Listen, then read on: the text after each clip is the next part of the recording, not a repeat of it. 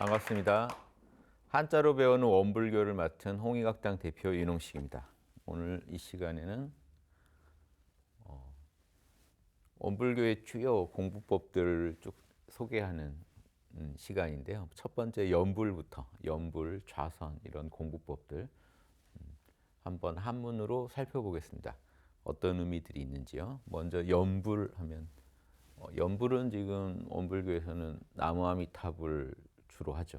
그래서 불교에는 이제 실제 더 많은 뭐 부처님에 대한 명호를 부르는데 이 원불교에서 탁월하게 나무아미타불을 밖에 있는 나무아미타불 찾지 말고 내 자성 자리가 나무아미타불이다. 그래서 나무아미타불이 그 부처님의 명호인데 나무는 뭐 귀의한다고요. 아미타불이 부처님 명호라면 아미타불이잖아요. 그래서 이 아미타불이 무량수, 무량광 이런 뜻이 있거든요. 무량한 수명, 무량한 빛 두 개 다 번역이 가능합니다. 아미타파냐 아미타유스냐에서 두 개 다 가능한데요. 우리는 지금 아미타불 이렇게만 부르니까 무량수, 무량광 가능한데 이 불은 각이란 뜻이니까요. 그래서 깨달음. 이게 어느 한 개인을 말하는 게 아니라 우리 안에 있는 이 법신불자리가 자성이 그대로 극락이고 부처 아니냐 이런 의미로 이제 대종사님께서 풀어주셨죠. 그래서 무량, 헤아릴 수 없는 수명, 헤아릴 수 없는 빛, 이 자리가 우리 자성 자리거든요. 그렇죠? 무량하죠, 영원하죠, 빛나죠, 각 깨달음의 자리죠.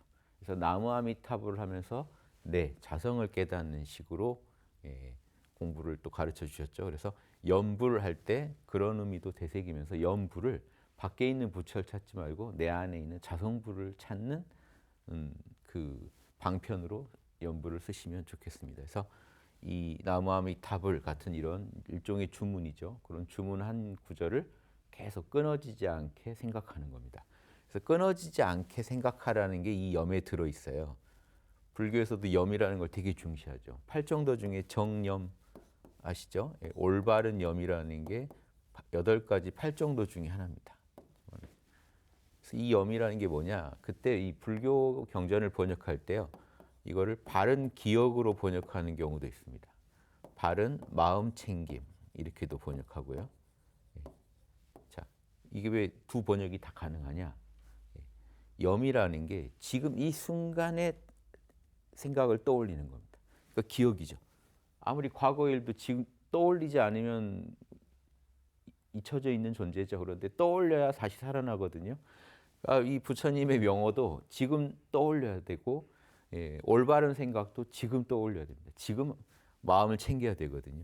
지금 마음을 모아야만 기억할 수 있습니다. 그래서 이 염자가 참 한자가 이 의미에 생각해 보면요, 의미를 생각해 보면 잘 선정된 한자거든요. 지금 보시면 자 여기 마음이죠, 심장이죠, 심장인데 위에 보시면 여기는 제가 항상 말씀드리지만 지붕이라고 생각하시면 돼요. 집의 지붕. 그러니까 구름이 지금 모여서 지붕을 형성하고 있다. 이걸 생각하시면 돼요. 구름이 모여 있다는 게 지금 이렇게 표시된 겁니다. 모여 있다. 뭔가 모여 있다. 근데 왜 구름이라고 상정하십니까? 기운이 위로 올라가서 모였다는 표시까지 해놨거든요. 기운이 위로 올라가서 지금 모여 있다. 그래서 이게 구름인 겁니다. 그래서 이 한문에서요, 이렇게 보통 표시하는 것들, 자, 사람 입에서 기운이 나가는 걸 이렇게 그리기도 합니다. 이게 가로알자예요. 가로알자의 전서가 이래요. 그러니까 예전 분들은 이 기운을 되게 표시를 잘해요. 추상적이죠. 안 보이지만 표시를 해놓습니다. 말이 이렇게 나가고 있다는 겁니다. 기운이 올라가서 위에서 어떻게 됐다는 거예요? 위에서 평평해졌다는 거예요. 여기까지 읽어내셔야 돼요. 그래야 그 한문을 정확히 이해하실 수가 있어요.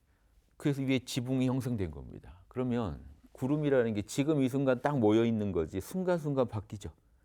그러니까 지금 이 순간에 구름을 그려놓은 거예요. 그래서 이게 이것만 따로 하면 뭐죠? 지금 금자예요. 지금금. 딱 지금 이 구름이요. 순간 왜 이러잖아요. 뭐 닮았다 하고 친구한테 보라고 하면 돌아볼 땐 이미 바뀌어 있거든요. 벌써 바뀐단 말이에요. 순간순간. 그래서 지금이 중요한 겁니다.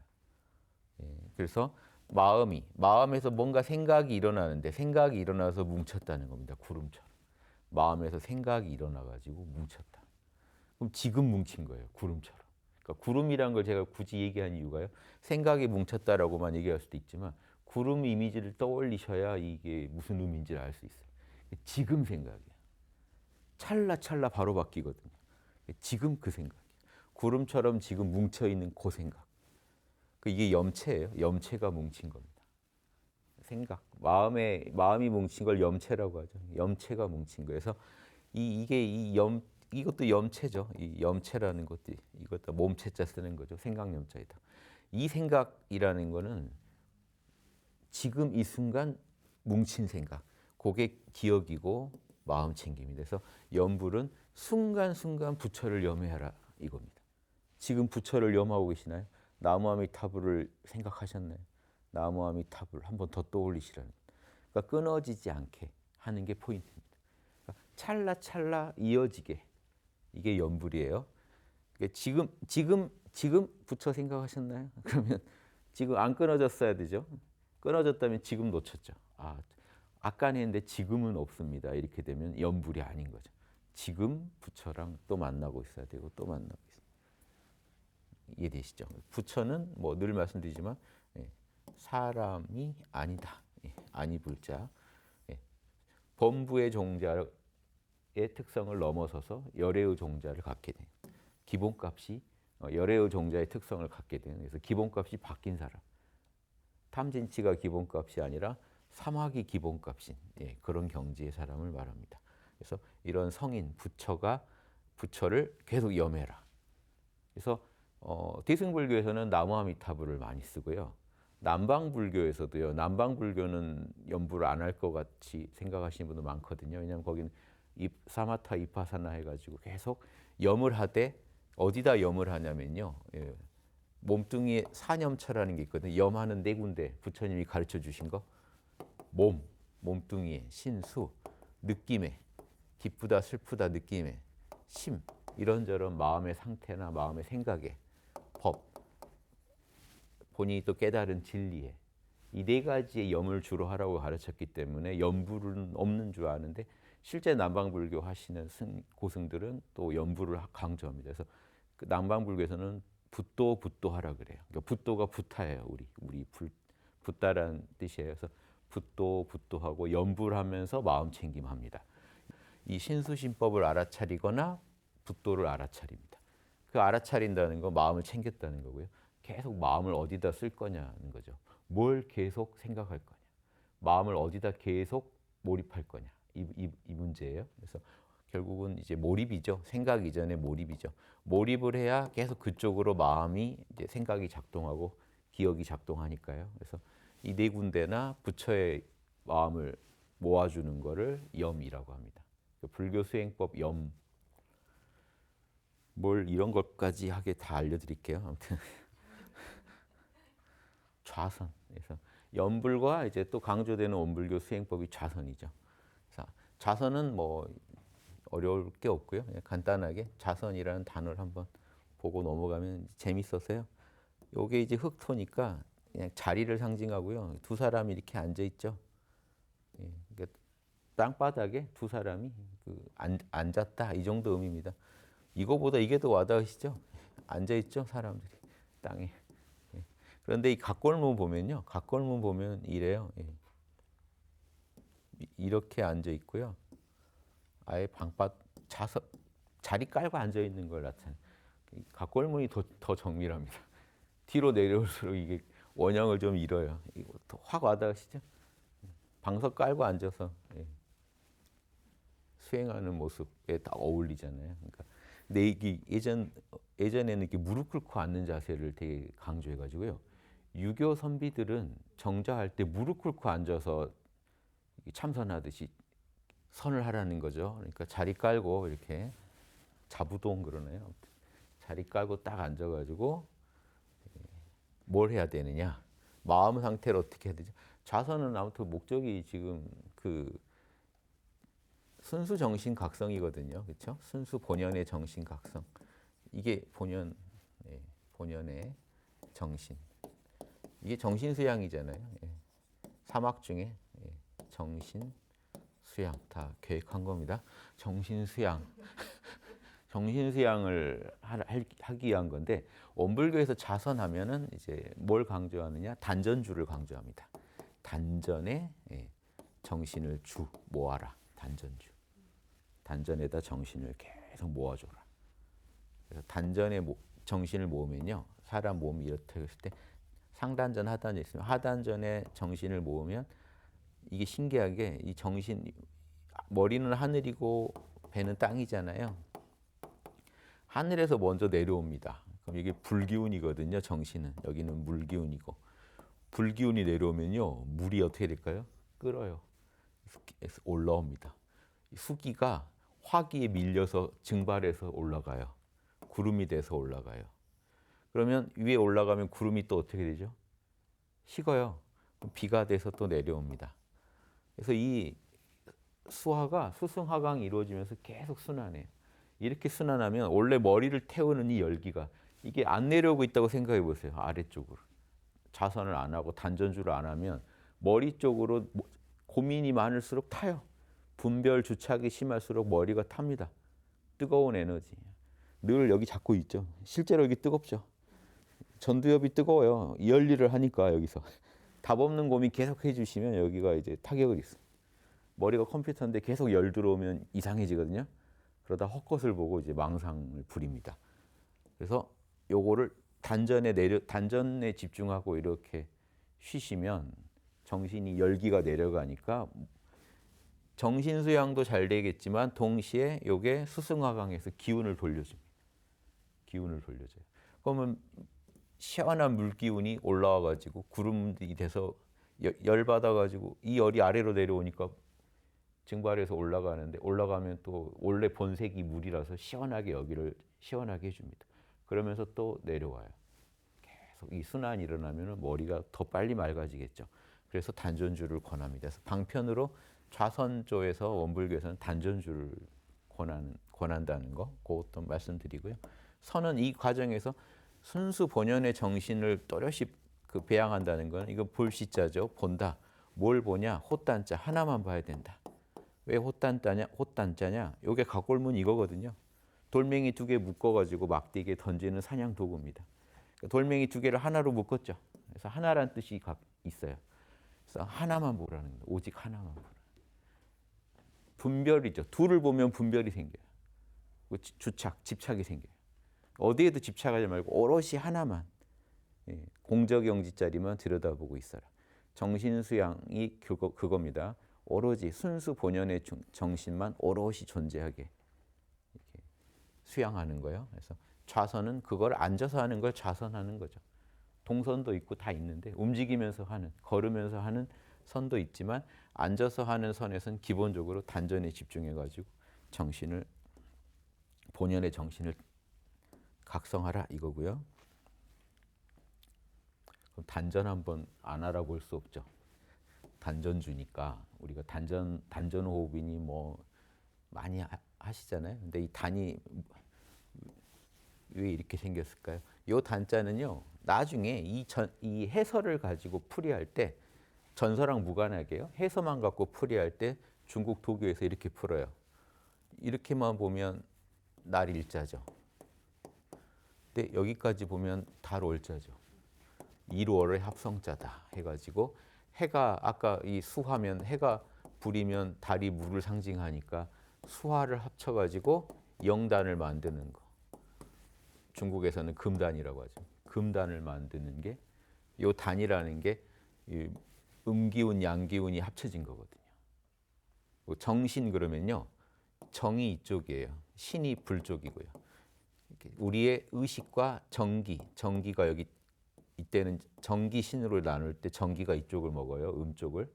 정은 물질화된 액체화된 기고요. 기는 기화된 액체거든요. 그래서 우리 몸 안에 그 경락을 따라 도는 정기와 우리 정신을 구분할 때는요. 정신과 정기가 만나서 금단을 이룬다고 합니다. 그래서 심기, 마음과 이 액화됐건 기화됐건 기잖아요. 그래서 심과 기가 뭉친 걸 영단이다. 원불교에서도 이렇게 얘기하는 게요. 도교식으로 말하면 정기심 뭉친 걸 말이에요. 그래서 몸 안에 정기가 아무리 단전에 있어도 내 정신이 가서 거기 응해줘야 돼요. 정신 집중을 해줘야 돼요.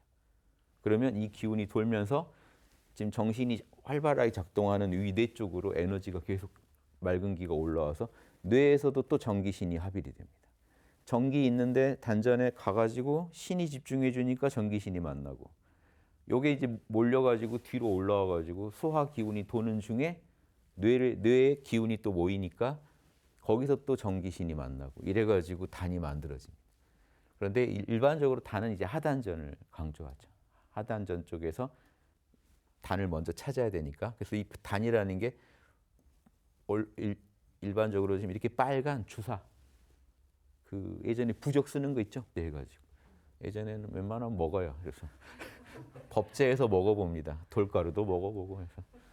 법제라 그러죠. 이게 법제를 해서 먹어야 돼요. 그냥 먹으면 큰일 나죠. 그래서 이 붉은 주사를 어디서 캐겠어요? 각골문은 이래요. 여기가 이제 광구죠, 광구. 갱도 있고. 굴을 파가지고 안에 들어가서 캐야 되잖아요. 이게 지금 이제 전서에서 이렇게 된 겁니다. 그게 이제 이 전서에서요. 전서의 변형 중에 이런 식의 전서도 있어요. 이제 이런 것들이 이제 변형돼서 단자가 된 겁니다. 그렇죠? 아무튼 굴에서 붉은 주사 덩어리 캐는 건데 우리 인체에도 굴 속에 있다는 거죠. 그 알맹이가, 에너지 알맹이가. 그래서 이 인체 내의 에너지 그 알맹이 할 때 단자를 쓰게 된 겁니다. 주사 파듯이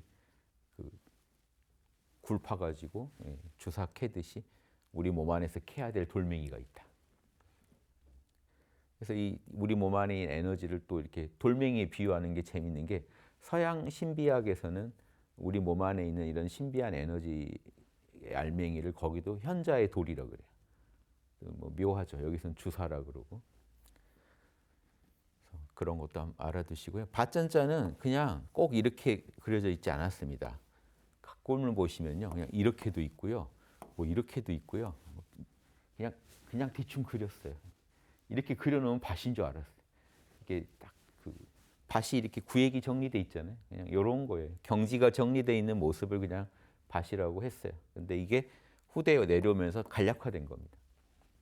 금문 거치면서 간략화돼서 지금은 그냥 이렇게 딱 십자가 모양으로 이렇게 구획만 그려놨다. 이렇게 보시면 되겠죠? 예. 그래서 단전은 뭐예요? 왜 밭전자 썼을까요? 요 밭에 가면 단을 캘 수 있다는 거예요. 알맹이를 캘 수 있다. 에너지의 밭인 거죠. 에너지 밭에 가면 거기 가면 그 안에 알맹이가 있다. 에너지. 그래서 센터가 그 하단전에는 정이, 이 중단전에는 기가, 심장 요 양 이 족가슴 사이쯤에 정 가운데쯤에 이제 중단전이 있거든요. 거기에는 기가, 상단전에는 신, 의식이. 이렇게도 보고 또 어떤 거에는 정기 신 하면 신이 이제 신은 하늘이고 정기가 땅인데 땅 쪽에서 좀 더 무거운 쪽 정액과 가벼운 쪽 기운 이렇게 구분해 보는 방식도 있고요. 정과 기운. 하늘도 사실은 기운이잖아요. 하늘에서 신을 상징할 수도 있지만 기운을 하늘에도 상징할 수도 있습니다. 액체는 땅, 무거우니까 기화된 기운은 하늘. 가운데 심장 부위에서 신이 주재한다 해서 정신기 이렇게 예전 어른들이 해놓은 거 보면 이렇게도 돼 있고 동의보감에는 정신기 아무튼 정기신 두루 나오는 걸로 알고 있어요. 그래서 이렇게 이 정도 아시면 되고요. 그래서 단전은 여기서 말하는 단전은 하단전에 집중하는 걸 말합니다. 좌선에서 강조되는 건요. 또 자세한 거는 원불교에서 예전에 했던 단학 강의가 있는 것 같아요. 제가 단학 강의 해놓은 거 있는 것 같아요. 참고하시고요. 경전 공부를 또 강조하죠. 원불교에서 경전. 요 경이나 전이나 아주 자주 쓰는 글자니까요. 이번 기회에 한번 알아보시면 좋을 것 같습니다. 경은 지금 뭐냐?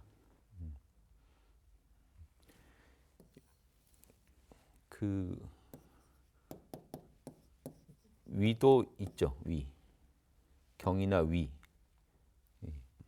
경위 그러죠. 시줄 날줄 그럴 때. 이럴 때 많이 헷갈리실 거예요. 뭐가 시줄이죠? 뭐가 날줄이죠? 이러면 저도 항상 생각하면요. 제 생각 반대로 하면 맞더라고요. 항상 또 헷갈리네. 저도 헷갈리네. 이게 이제 시줄일 것 같아요. 제 느낌에. 그럼 날줄이에요. 제식 방법인데 이게 시줄이에요. 경이. 그러니까 이거랑 이거잖아요. 경과 이. 그러니까 이게 배틀이요. 이게 지금 배틀 기계예요. 배틀을 이게 딱 이렇게 해놓으면요. 실을 걸어놔요. 그렇죠? 왜냐면 얘는 안 변하니까. 얘가 날줄은 안 변해요. 그래서 경이에요. 불변의 경. 불변의 가르침을 말할 땐 경을 써요. 안 변하니까. 위는요. 계속 바뀌죠. 계속 새롭게. 요 한자 자체가 보세요. 이게 뭐냐면 여기 발바닥이에요. 요놈은 이쪽으로 가고 요놈은 이쪽으로 가잖아요.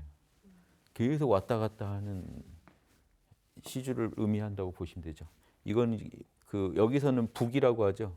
왔다 갔다 보내는 거. 실 담아서 계속 보내면서 실을 짭니다. 이해되시죠? 경위가. 예. 너무 쉽게 끝났는데요. 아무튼 이게 실타래고요. 뭐라도 더 해보죠. 실타래. 이게 실을 짜고 있는 모습인데 여기다 걸어놓은 것들, 요게 포인트입니다. 세로로 먼저 줄 딱 오고 이건 안 바뀌어요. 계속 새로 추가가 되지. 그래서 불변의 경과 변화하는 위 이런 의미로 많이 이제 동양 철학에서 쓰기 때문에 그 불변의 시대를 초월해 시공을 초월해서 불변하는 가르침, 인간 본성에 대한 가르침은요 시공을 초월해요. 인간이 존재하는 한 의미가 있기 때문에 그래서 경이라고 하는 거예요. 그래서 원불교 경전도 경이라고 할 수 있는 부분과 또 시대마다 바뀔 수 있는 부분이 있어요. 그러면 더 경인 요소는 뭐죠? 그러니까 다 경이라고 하더라도 불변의 요소들을 더 경이라고 할 수 있는 거예요. 이것까지 아시면 좋아요. 요거는 정말 시공을 초월해 안 바뀌겠는 걸 하는 부분과 이 부분은 조금씩 바꿔가야 되겠다 하는 거는 경과 위 중에 이제 위에 맞는 부분도 있겠죠. 해당되는 경에 해당되는 부분이 있고 이게 재밌죠. 근데 사실은요 우리 삶이란 거는 실제 우리가 그 살아간다는 거는요 경위의 만남입니다. 계속 시줄 날줄. 왜냐하면 보세요. 이론의 태도 천지팔도가 불변의 경이라면요 살아갈 때 매 순간 겪는 다양한 상황 안에서 그걸 구현해내는 건요 은혜를 베풀면서 성불재중의 삶을 살아가는 건 계속 시줄에 날줄을 추가하는 삶입니다. 그렇죠? 계속 시줄 날줄 시줄 날. 이걸 유교에서 요 불변하는 걸 중이라고 그러고 계속 변화하는 거를 화라 그래요. 중화라는 게요. 중은 불변입니다. 근데 화는 계속 추가돼요. 그래서 그 예전에 한자 중자를 쓸 때 요렇게 해놓은 게 있어요. 그럼 이거는 이게 경인데 계속 날줄이 추가되는 모습. 그러면서 보세요. 중심이 계속 바뀌죠. 그 상황에 제일 중도를 행했느냐는 시줄과 날줄의 만남에서 결정나는 거예요. 그러니까 이 불변의 이론의 진리 천지팔도 뭐 인의예지의 큰 유교식으로 말하면 불변의 도리를 내가 구현하고 있더라도 그 상황에서 잘 구현해야 중이 맞는 거거든요. 조화를 이뤄야만 그 상황에서. 그래서 요 중자는 원래 관역에 화살 적중한 거고 이렇게 뭔가 거기에 깃발 달린 걸로 원래 보는데요. 이런 의미로 풀어요. 나중에 학자들이. 그래서 그 중화가 딱 조화를 이룬 모습을 추구합니다. 이것까지 한번 생각해 보시면 여기서는 경인데 경의 윗 개념까지 제가 또 추가해서 한번 말씀드려봤어요. 그래서 이 불변의 뼈대만은 변치 않게 전해져야겠죠. 그럼 이걸 가지고 보세요. 20세기에 이 모습이 가장 중을 이룬 보살의 모습이었다면 23세기는요. 우리가 상상할 수 없잖아요. 그 시대에 제일 맞게 중을 잡기만 하면 되는 거죠. 그럼 그 시대에 새로 추가될 시줄이 뭔지는 모르겠지만 우리는 뭔 알아요? 날줄은 알죠. 그러니까 경전이 의미가 있는 거예요. 경전은 계속 전승돼야 되는 이유가요. 경만 전해주면 후대 사람들이 알아서 그 시대에 제일 알맞은 보살도와 중도를 할 거거든요. 이게 이제 경의 의미입니다. 그래서 경은 그 뼈대를 담은 가르침이란 뜻이고요. 이 불변의 변치 않을 가르침이란 뜻이고 저는요. 이거 뭘까요? 1, 2, 3. 죽간이에요. 죽간. 예전에 죽간 대나무를 이렇게 잘라요. 이걸 엮는 거죠. 이렇게. 죽간만 대나무만 하는 게 아니고 나무도 얇게 잘라서 써요. 나무 자른 거 목독이라고 그러고 대나무 자른 건 죽간 그럽니다. 그래서 죽간 목독이라고 하는데 가죽끈이나 이렇게 막끈으로 묶어요. 그래서 이렇게 책 하나를 만들어요. 공자님이 위편 3절 주역을 3번 가죽끈 끊어 먹었다는 게 요겁니다. 죽간 가죽끈으로 묶으니까 이거를 얼마나 열심히 보셨어요? 이걸 묶었더니 가죽끈이 끊어졌다는 거죠. 그 죽간을 두 손으로 이렇게 받들고 있는 모습이에요. 요거는 이게 합쳐진 거죠. 요 글자가. 그래서 나무들을 묶어놓은 모습입니다. 이게 지금 어떻게 됐죠? 경전전자 이렇게 됐죠. 이 경전전자 지금 이 부분만 이렇게 된 게 아니라 이 글자에서 온 게 아니라 책자도 이 글자에서 온 겁니다. 지금 책 하면 이렇게 쓰죠. 지금 아직도 죽간의 모습을 그려놓고 책이라고 하고 있어요. 여기다 나무 목자 하면 뭐가 될까요? 목책을 쌓아라. 이게 성책. 나무로 성벽을 쌓는 걸 말합니다. 비슷하죠. 죽간 쌓듯이 나무를 막 엮어서 성벽을 쌓아놓는 거를 책이라고 그래요. 그러니까 이렇게 또 응용되는 것도 아셔야 돼요.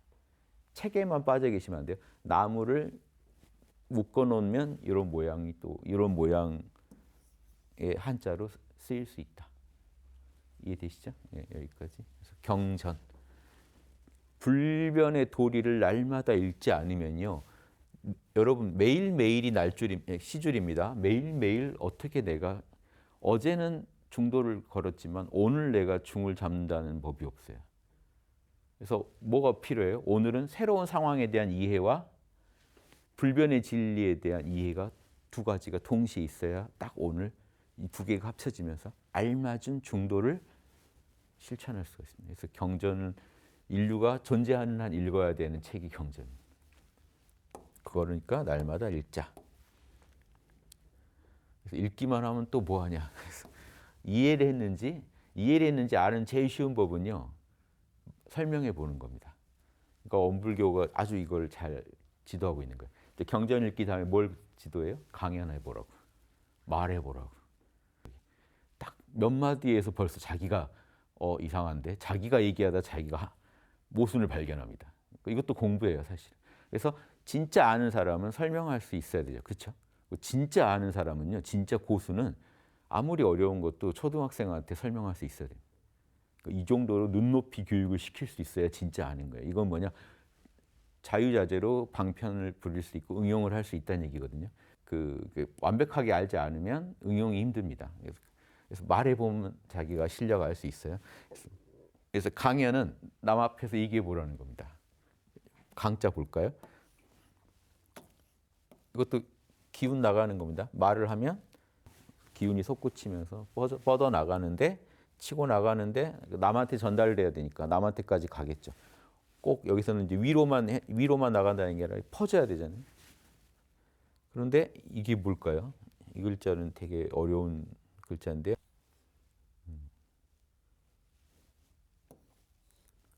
원래 이제 이런 느낌이거든요. 근무는 이래요. 이거랑 전혀 다릅니다만 이게 칭할 칭자. 여기서도 이게 비슷해요. 한자는 비슷한데 이걸 손으로 이거 손이거든요. 손으로 들고 있는 모습이에요. 그래서 많은 분들이 이거 물고기로 풀기도 해요. 물고기 닮았다. 근데 물고기 어자랑은 너무 다르거든요. 이런 거는 이게 칭이요. 뭐 명칭 그럴 때 쓰잖아요. 칭하다. 저울이에요, 저울. 양쪽에 지금 뭘 달고 있는 거예요. 저 자체가 칭이에요, 칭. 저울 재본다는 뜻이에요. 재보고 합당한 뭐죠? 측정을 하는 거를 칭이라고 해요. 그러니까 여기서는 저울의 의미로 쓰였어요. 근데 여기서는 또 저울도 아니에요. 그냥 집을 지을 때 그 보시면 그 절이나 이런 데 가보면 이렇게 위에 층층이 막 쌓여 나무가 너무 막 아기가 딱딱 맞게 쌓여 있는 모습 있죠. 그걸 의미합니다. 그냥 그걸 그리는 거예요. 나무들이 되게 딱 아기가 맞게 지금 보시면 두 개가 똑같은데 서로 맞물려 있죠. 두 개가 나무들이 딱 아기가 맞게 서로 딱 짜맞춰져 있는 모습. 그래서 이것만 빼면 이게 구조를 의미할 때 구자가 되잖아요. 틀, 구. 딱 이렇게 나무가 이렇게 정교하게 이렇게 잘 쌓여 있는 모습을 의미해요. 구. 그 뭐냐 말이 되게 구조적이라는 거예요. 뭐냐 아기가 맞게 말을 해보라는 거예요. 논리가 맞게 딱 맞물리게 말을 해보라는 거예요. 이것들이 하나하나가 개념들이라면 이렇게 이해하시면 편해요. 여러분이 말을 잘하시냐 못하시냐는 개념들을 유기적으로 잘 묶어가지고 이렇게 엮으면 논리적이라고 그래요. 우리가 개념들이 딱딱딱딱 맞아떨어지게. 개념이 벽돌이거든요. 우리 사상의 벽돌이 개념입니다. 개념 하나하나들이 쉽게 말하면 뭐 아까 말한 좌선, 연불 이런 개념들이 딱딱 맞아떨어져야 돼요. 그럼 서로 논리가 딱 서거든요. 이 개념들을 얼마나 잘 쓰시느냐예요. 이 개념의 만남이 명제라고 하는 겁니다. 문장이 나와요. 이 개념들을 잘 엮어야 멋진 문장이 나와요. 사람은 죽는다. 근데 잘못 엮이면 사람은 안 죽는다로 전제가 시작되면요. 어떤 논리를 전개해도 다 이상합니다. 사람은 죽는다. 소크라테스는 사람이다. 지금 개념들끼리 엮었죠? 따라서 뭐가 돼요? 3단 논법이 소크라테스는 죽는다. 계속 소크라테스는 죽는데요. 서한돼서 3단 논법에 주로 저도 머릿속에서 소크라테스가 떠올라요. 읽은 책이 다 그렇게 써 있어가지고 자 개념들이끼리 만나면 그 명제가 만들어지면서 이 명제끼리 또 이렇게 합리적으로 명제들이 만나면 추론을 잘했다고 합니다. 논리적이라고 합니다. 딱 정교한 거예요. 이 부품 개념 하나가 잘못 끼면 다 망가져요. 이해되시죠? 잘못된 개념 하나가 들어오면 그러니까 말할 때 얼마나 짜임새 있게 말하느냐. 개념이 다 그러니까 개명도 자명해야 돼요. 자명한 개념 가지고 자명하게 추론, 논리적으로 전개를 해야만 남이 들을 만한 말이 나옵니다. 그래서 강이라는 말에는 이런 뜻이 있다. 짜임새 있게 아기가 맞게 말을 해야 됩니다. 여는요.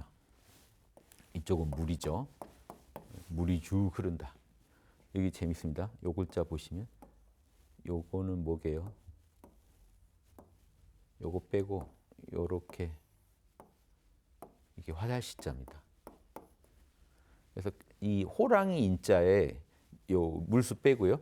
호랑이 인자의 각골문은요. 그냥 화살이에요. 화살. 그냥 화살같이 그려놓은 게 많아요. 근데 화살인데 살짝 다르게 그려놓은 경우들이 이렇게 있다면 뭔가 하나 이런 걸 그려놔요. 이게 뭐냐? 왜 호랑이 인자가 지금 간지에 들어와 있느냐? 자축 인묘할 때 왜 인월, 정월에 왜 호랑이 인자를 쓰느냐? 씨앗이요 딱 터지는 힘이 이때 씨앗이 뚫고 나오는데 싹이 나오는데 그 단단한 씨앗을 뭔가가 뚫고 나오는 거예요. 호랑이 힘으로. 이래서 화살처럼 뚫고 나오는 힘, 강대한 막을 수 없는 힘, 그 갑옷과 같은 씨앗도 못 막는다 해서 지금 인자를 볼 때는요. 여기 이게 씨앗의 그 갑옷과 같은 모습, 갑자로 보시면 돼요. 지금 이 해서만 가지고 이해하시면 요거를 지금 뭐가 뚫고 나온 겁니다. 이렇게 하면 이해가 쉬우시죠. 근데 가끔을 봐서는 이게 씨앗인지 뭔지 알기 힘들죠. 그냥 화살만 그려놓은 것 같은데 보면 뭔가 있거든요. 뭔가를 뚫고 나오는 모습이거든요.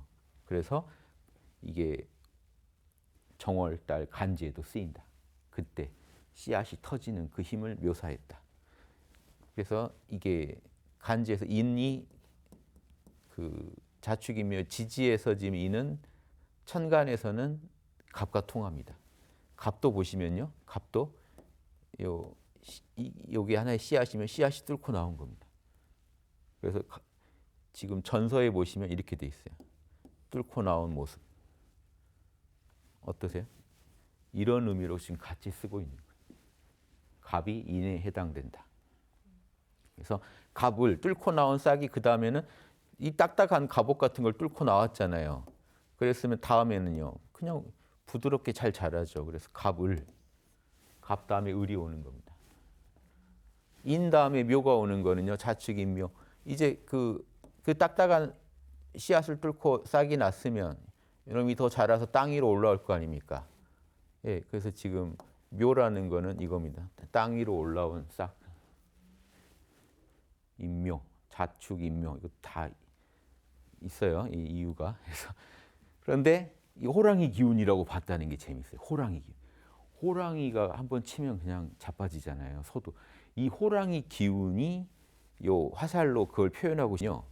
지금 원래 이게 지금 인이었는데요.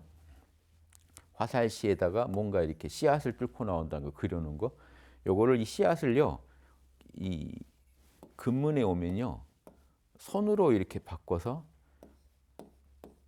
막으려고 하는데 막을 수 없는 그 힘을 표현 이렇게도 쓰고요.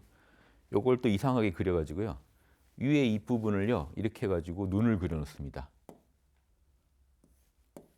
이렇게 하면 뭐 같으세요?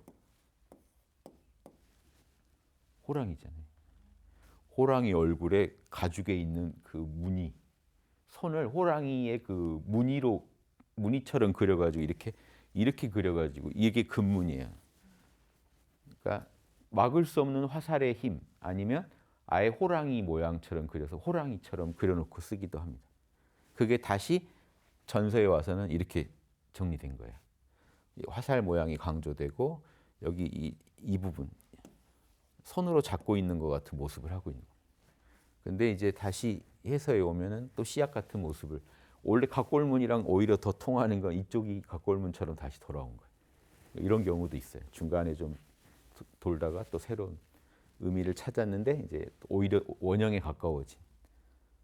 자, 여기까지 하면 뭘까요? 이제 결론은 물이요. 호랑이 힘으로 막을 수 없는 손으로 지금 이걸 손으로 보더라도 손으로 잡으려 해도 막을 수 없는 거대한 힘으로 물이 뚫고 나가는 펼쳐질 연자입니다.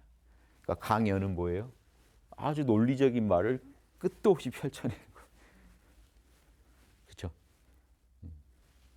물이 막힘없이 거센 기운으로 흐르게 하듯이 말을 펼쳐내는 걸 강연. 왜 예전에 삼국지 연의할 때도 이 연자 쓰잖아요. 이야기가 끝도 없이 이어지는 그 힘을 그려놓은 겁니다. 연. 여기까지요. 강연은 이런 느낌으로 강연을 해야 됩니다.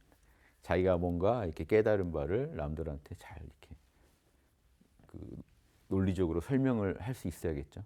그래야 이제 진짜 지혜가 개발되죠. 이 강연도 다 이렇게 지혜를 개발하라고 정확히 아는지 지혜를 개발하라고 하는 거라면요. 회화도 마찬가지입니다. 회화는 강연과 회화. 강연은 남 앞에서 이제 발표를 해보는 거면 회화는 서로 얘기를 나누는 거죠. 도담을 나누면서 서로 깨달은 바를 더 점검하는 겁니다. 그러니까 회화는 서로 이야기하는 거잖아요. 사람들 간에 서로 모여서. 그래서 모일 회자, 회, 그리고 이야기할 화자가 쓰인 건데요. 회화. 회자는요. 보시면 요게 가로할자 여기 있죠. 기운 위로 올라가는 거. 근데 여기서는요. 이게 그림 문자라 다르게 쓸 수 있다는 것도 아셔야 돼요. 입구자가요. 집으로도 반지하 집으로도 쓰이고 입으로도 쓰이고 구덩이로도 쓰이는데 솥으로도 쓰여요. 가끔은. 근데 이 솥에서 이렇게 그냥 솥을 가열하면 열기 올라가는 모습으로 그냥 쓰기도 합니다. 어떠세요? 이때는 이해되시죠? 그럼 이외에 있는 요건 뭘까요? 요게 이제 지금 시루 역할을 합니다. 시루. 원래 각본을 보시면 아예 막 진짜 시루 같아요. 시루같이 그려져 있어요. 그 위에는요. 이거는요. 항상 지붕이라고 그랬죠. 뚜껑. 셋이 만났죠. 삼합이 만들어지고. 뭐가 만났죠? 솥 위에 시루 그리고 뚜껑. 딱 이게 뚜껑까지 딱 닫아야 만난 거잖아요. 딱 부합하는 거잖아요. 이게 회가 딱 만났다는 거예요. 딱 만나랬자. 그릇들이 딱 짝이 만났다는 거예요. 그냥 그릇들이 다 짝이 만났다. 근데 이게 공자님 제자 증자할 때 일찍이 증자 있거든요. 일찍이. 이미 증자인데 이건요. 똑같아요. 이거랑. 이거 똑같아요. 전서가 이래요. 솥에다 시루 올려서 음식을 여기다 이제 뭐 음식을 넣고 삶았겠죠. 떡이라도 김 나고 있는 모습이 뚜껑 열어가지고 김 나고 있는 이미 익었다. 그러니까 이제 바로 먹을만 하다가 일찍이 증자고요. 이미 일찍이 이런 뜻은 다 이렇습니다. 그 우리 먹을 식자도 이게 뚜껑이에요. 뚜껑 밥 이겁니다. 전서가. 그런데 그 이미기자 있거든요. 이미기자 뭘까요? 이 뚜껑 연 거예요. 밥 먹으라고 지금 이 부분을 가지고 보면 뚜껑 연 거예요. 밥이 이미 익었다. 빨리 와서 먹으라고. 그래서 이렇게 있잖아요. 이렇게 밥 먹는 사람 그려놓은 겁니다. 이미 기자 밥 먹으라고. 그래서 뚜껑이 있다 없다가 되게 비슷한 모습이라서 제가 소개해드렸어요. 뚜껑. 모일해자는 뚜껑이 딱 덮인 모습. 이거는 연 모습. 그래서 사람들끼리 모여 있는 게 이렇게 딱 서로 합의되게 딱 잘 만났다는 뜻이고요. 만나서 이야기를 하라는 건데 이것도 자 말을 하면 자꾸 퍼져 나가죠. 말을 하면 위로 말이 치고 올라간다는 거고요. 그런데 이 말이 화자는 지금 이게 혀설자 같은데요. 혀설자가 전혀 아닙니다. 지금 전설을 보면요. 이 글자는 뭐죠? 그 기억나세요? 살할자도 제가 이렇게 풀어드렸는데요. 살할자도 물이 옆으로 이렇게 치고 나간다. 날출자 옆으로 해놓은 겁니다. 옆으로 치고 나가면서 물꼬를 튼다. 그러니까 물이 고여 있으면 죽는데 물을 옆으로 막 사방으로 터가지고 흐르게 해놓으니까 산다. 이렇게 풀어드린 적이 있어요. 그러니까 막힌 거를 뚫는 걸 의미해요. 그럼 이것도요. 말이 옆으로 지금 그거 똑같잖아요. 지금 옆으로 뚫고 나가면서 사방으로 말이 흐르는 겁니다. 그러니까 화라는 건요. 이렇게 자기 속내를 가만히 갖고 있으면 막히잖아요. 말을 해가지고 푸는 거예요. 말을 해가지고 여기저기 말을 해가지고 그 자기 답답한 속을 푸는 거예요. 이 화라는 거. 그림에 이해되시죠? 생각의 같은 이 속마음의 이 답답함을 뚫는다. 좀 물꼬를 낸다. 그래서 여기저기 사람들하고 말을 나누는 건데 모여서 나눠야겠죠. 모여가지고 서로 진짜 자기가 아는지 또 상대방이 또 깨달은 거 뭔지 서로 점검해 보면서 공부하는 걸 회화라고 보시면 되겠습니다. 예. 그래서 일찍이 증자랑 여기 그 모일해자에서 솥과 시루가 강조되는데 우리나라 종교에서 되게 그 조선말 이후에요. 도인들이 개벽 주장하던 도인들이 많이 나오셔서 증산 선생, 시루증자입니다. 또 소태산이나 정산 원불교는 또 솥을 강조. 되게 재밌죠. 이것도 이 시루와 솥에서 아무튼 생각해 보실 만 뭔가 시루와 솥, 이 개벽을 이렇게 불을 지펴가지고 개벽을 이렇게 완성시켜내는 그런 사명을 가지신 분들이 솥이나 시루로 자신을 많이 이렇게 말씀했다는 거 되게 의미 있는 것 같아요. 또 실제 저기 금산사 가면 미륵불이 있는데 미륵불 밑에 이렇게 솥으로도 보고 시루로도 보고 아무튼 솥이냐 시루냐 하는 그런 거대한 쇠로 된 솥과 같은 또 시루 같은 그 쇠로 된 구조물 위에 불상이 올려져 있습니다. 미륵불이. 그래서도 솥, 시루 이게 또 되게 그 화두가 돼요. 조선말 개벽을 주장했던 많은 도인들 사이에서 솥과 시루 또 미륵 사상하고도 연결돼 있는 거고요. 그래서 또 어떻게 보면 여기다가 뭐 수많은 또 요리들을 다 해가지고 먹을 만하게 만들어서 온 인류에게 나누는 그 역할도 합니다. 솥과 시루가. 그러니까 그냥 솥만이 아니에요. 시루와 솥이 이렇게 합쳐져서 또 하나의 구조물이 돼서 작용하는, 기능을 하는 이게 모일해자의 의미다 하는 거. 그것도 한번 알아보시면서 솥과 시루 생각해 보시면 또 재밌지 않을까 합니다. 오늘 여기까지 하겠습니다. 감사합니다.